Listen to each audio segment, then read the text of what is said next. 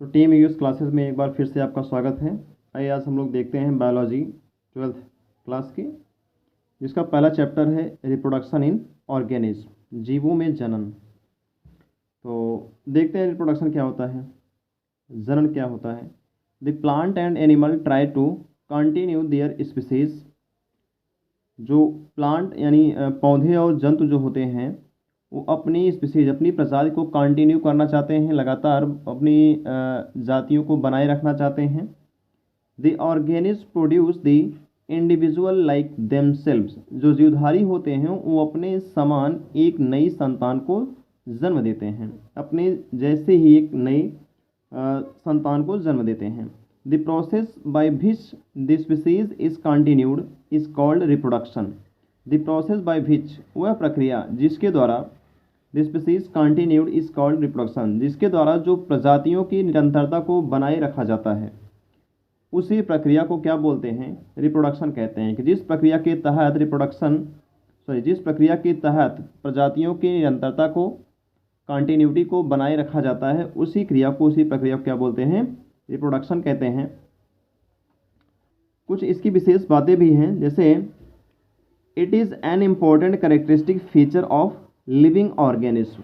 तो ये सभी प्रकार के सजीवों का क्या है, कैरेक्टरिस्टिक फीचर है, उनका अभिलक्षणिक गुण होता है। सभी प्रकार के सजीव ऐसी घटना को सभी सजीवों में ऐसी घटना पाई जाती है, लेकिन कुछ इसके एक्सेप्शन हैं, जैसे स्टेराइल फीमेल होती हैं, या फिर इसको इनफर्टाइल ह्यूमन बीइंग कह सकते हैं, या फिर म्यूल होती है, वर्कर बीज होती हैं। तो ये क्या होते हैं, ये अपने जैसे संतान को जन्म देने में सक्षम नहीं होते हैं, फिर भी ये लिविंग यानी सजीव होते हैं, पर कुछ एक्सेप्शन हैं ऐसे में रिप्रोडक्शन के। दूसरी बात क्या है कि reproduction act as a vehicle of organic evolution by transmitting advantageous variation to the offspring.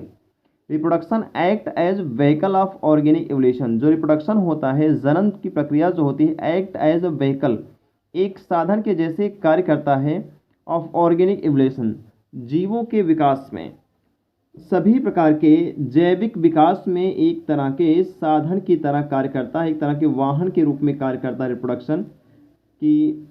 Bye transmitting advantageous variation to the offspring, transmitting भेज करके, स्थानांतरित करके, एडवांटेजियस कुछ विशेष यानी लाभदायक, वेरिएशन जो विभिन्नताएं होती हैं, टू दी ऑफस्प्रिंग उनकी संतानों में। तो संतानों में जो विशेष यूजफुल या लाभदायक जो विभिन्नताएं आती हैं, उनका स्थानांतरण करके क्या करते हैं, एक तरह से व्हीकल की तरह कार्य करते हैं रिप्रोडक्शन के तहत। आइए एक नई बात सीखते हैं कि लाइफ स्पैन क्या होता है। लाइफ स्पैन, जिसको हिंदी में क्या बोलते हैं, जीवन अवधि कहते हैं, जीवन अवधि कहते हैं, लाइफ स्पैन। तो ये क्या है, the period from birth to the natural death of an organism represents its life span. The period from birth, वह समय, वह अवधि, फ्रॉम बर्थ जन्म से लेकर, टू द नेचुरल डेथ उसकी प्राकृतिक मृत्यु तक, किसी भी जीवधारी के जन्म से लेकर उसकी प्राकृतिक मृत्यु तक का जो अवधि होता है, जो उसका समय होता है, ऑफ एन ऑर्गेनिज्म, वो उसका क्या होता है, लाइफ स्पैन होता है। रिप्रेजेंट इट्स लाइफ स्पैन, उसकी लाइफ स्पैन जीवन अवधि होती है। Life span of organism are not correlated with their size मतलब बॉडी साइज। जो लाइफ स्पैन है, जीवन अवधि हो, किसी भी तरह से, किसी भी जीवधारी के बॉडी साइज से, उसके शारीरिक आकार से किसी भी तरह कोई संबंध नहीं होता है। जैसे कुछ अगर एग्जाम्पल के तहत समझने के लिए हम लोग यहाँ प्रयास करें, तो क्रो यानी कौवा, पैरट और तोता, दोनों की size, body size almost same होती है, लेकिन जो क्रो यानी कौवा होता है वो 15 साल तक उसकी लाइफ स्पैन जीवन अवधि होती है, जबकि पैरट की लाइफ स्पैन ऑलमोस्ट 140 ईयर्स के इर्द गिर्द होती है। ऐसे ही मैंगो ट्री होता है और पीपल का ट्री होता है।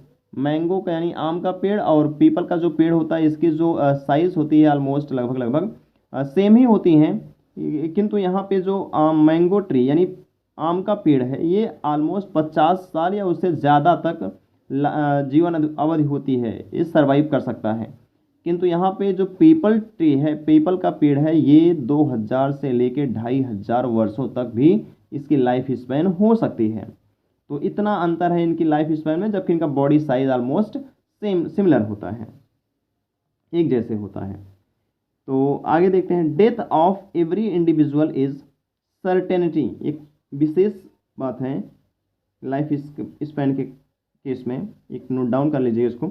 डेथ ऑफ एवरी इंडिविजुअल, सभी प्रकार के जीवधारियों की जो मृत्यु है वो निश्चित होती है। Death of every individual is certainty, तो जो मृत्यु होती है सभी जीवधारियों की क्या है, फिक्स है, निश्चित है, वो कभी भी बदलने वाली नहीं हो। तो हर व्यक्ति हर जीवधारी हो, चाहे व्यक्ति हो, चाहे जो भी हो, मृत्यु होना तो तय है। सिर्फ इसका एक एक्सेप्शन होता है, वो किसको, सिंगल सेल्ड ऑर्गेनिज्म, जो एक कोष के जीवधारी होते हैं उनको छोड़ करके, वो एक्सेप्शन है इस केस के, इस बात के, और बाकी जितने होते हैं उनकी मृत्यु तय होती है। Life span depends upon 4 stages, life span जीवन अवधि 4 स्टेज यानी 4 अवस्थाओं पर निर्भर करती है। किन अवस्थाओं से लाइफ स्पैन गुजरती है, जीवन अवधि गुजरती है। पहला जुवेनाइल फेज, जुवेनाइल क्या होता है, कैपेसिटी टू रिप्रोड्यूस, जब कोई भी जीवधारी रिप्रोडक्शन करने की क्षमता उसमें आ जाती है तब वो फेज उसकी क्या कहलाती है, जुवेनाइल फेज कहलाती है। मैच्योरिटी फेज दूसरी है, मैच्योरिटी फेज, ये क्या है, रिप्रोडक्शन स्टार्ट्स, इस फेज में कोई भी जीवधारी रिप्रोडक्शन स्टार्ट कर लेते हैं और रिप्रोडक्शन। और तीसरी फेज है इनकी एजिंग एंड सेंसेंस, कि एजिंग मतलब वृद्ध होना, वृद्ध होने की ओर बढ़ना, तो वृद्धावस्था, एंड सेंसेंस मतलब जीर्णता, क्षीण होना। जो एक बॉडी है, बॉडी में निरंतर धीरे धीरे प्रत्येक बॉडी के आर्गन्स जो होते हैं, अंग जो होते हैं, उनमें धीरे धीरे क्या होती है, वीकनेस आती रहती है, ठीक है, उस सेंसेंस स्टेज की ओर चलते हैं, वृद्ध अवस्था की ओर चलते हैं। तो ये कौन सी अवस्था होती है, इसमें प्रोग्रेसिव डिटेरियोरेशन इन बॉडी, निरंतर धीरे धीरे जो बॉडी होती है वो धीरे धीरे उसकी जो बॉडी आर्गन्स होती हैं वो एक्ट करने में इतनी प्रॉपर इफेक्टिव नहीं होती हैं, तो उस अवस्था को बोलते हैं क्या, एजिंग एंड सेंसेंस। तो और लास्ट स्टेज है इसकी क्या, डेथ। डेथ कौन सी स्टेज होती है कि permanent cessation of all vital activities, ये ऐसी स्टेज है जिस स्टेज में पहुंचकर कोई भी जीवधारी अपने वापस पूर्व अवस्था में नहीं जा सकता। मतलब ये परमानेंटली, ये स्टेज आने पर जीवधारी की अंतिम अवस्था हो जाती है, वो दुनिया से अलविदा हो जाता है। तो ये परमानेंट सीजेशन, हमेशा के लिए अस्थायी रूप से वो रुक जाती है, उसकी सारी वाइटल एक्टिविटीज़, जो बॉडी की क्रियाएं होती हैं वो सब रुक जाती हैं परमानेंटली। तो उस स्टेज को बोलते हैं क्या, डेथ। तो चलिए ठीक है, आज के लिए इतना ही है। आगे हम लोग देखते हैं एक नए क्लास में, नए लेक्चर में क्या कुछ हम लोग आगे इसके सीखते हैं।